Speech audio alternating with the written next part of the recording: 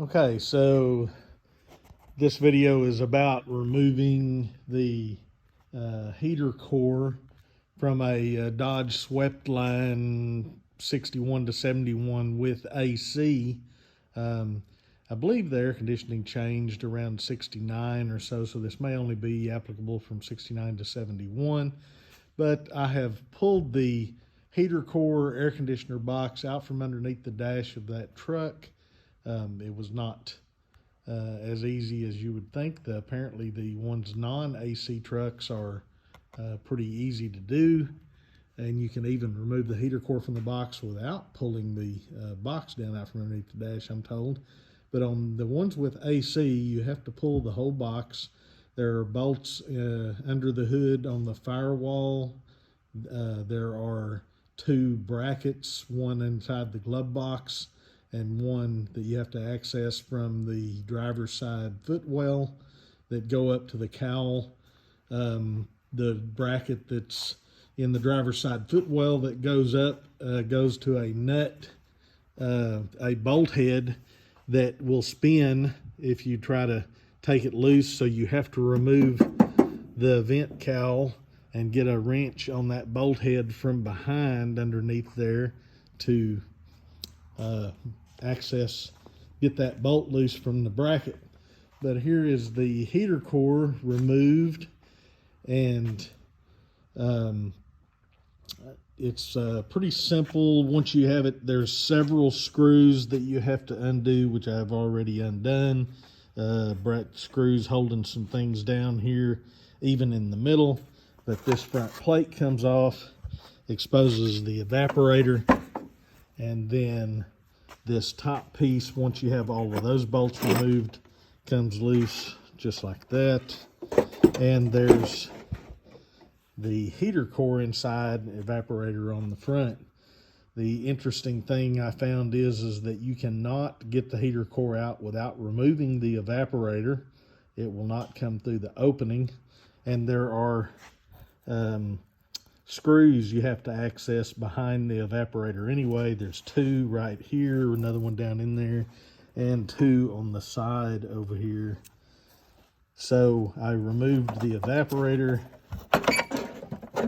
from out of here, and that's not going back in because it's no good. Once you have that removed and all of the bolts removed, you can get to the heater core. There's a little flapper door here that controls whether you have heat or air conditioning. That just with a little help lifts right up out of its hole. It's not wanting to now. Oops, there it goes. So you got the flapper door out of the way, you have all the bolts loose, and then you can tilt this back and out it comes. There is where it was leaking. So the problem is these aren't available. You can still get the heater cores, which I bought for the non-AC trucks, which is this one here. And the brackets are wrong and the dimensions are wrong. It will physically not go back in the right spot.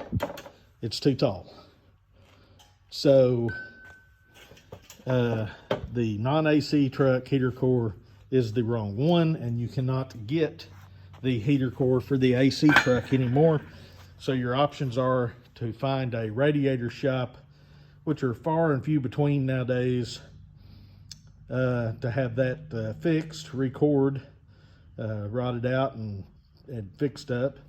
Or I was lucky enough to discover I have a old Pontiac GTO A-body 66, and I had replaced the heater core a while back and accidentally got sent two new heater cores when I ordered one.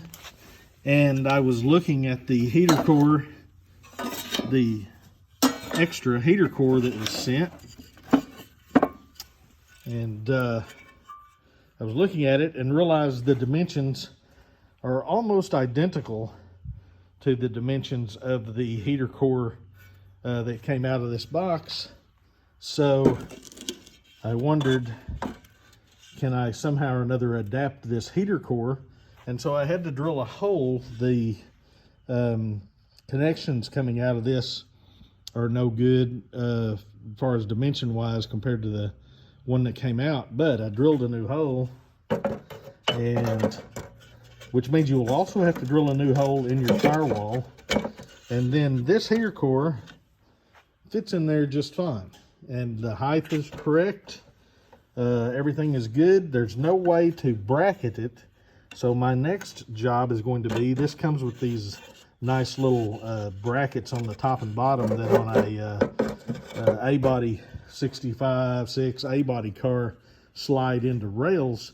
But in this case, I'm planning on bending the edges of this one right here, that bottom edge of that bracket out enough to make a flat spot to drill a couple of holes, one there on the end, one there. Drill a couple of holes there, and then I will put this in and mark right where I want it, and mark down in there through the holes I've drilled where I want holes in the bottom of this, and I will use 2 screws to hold this heater core in position, just like that. Have to figure out some way to block in these areas for when I put it back up against the firewall. So I just have to drill a hole in the firewall for these connections coming out, and mount this heater core, and I believe it's going to be okay, and I can put this back in the truck.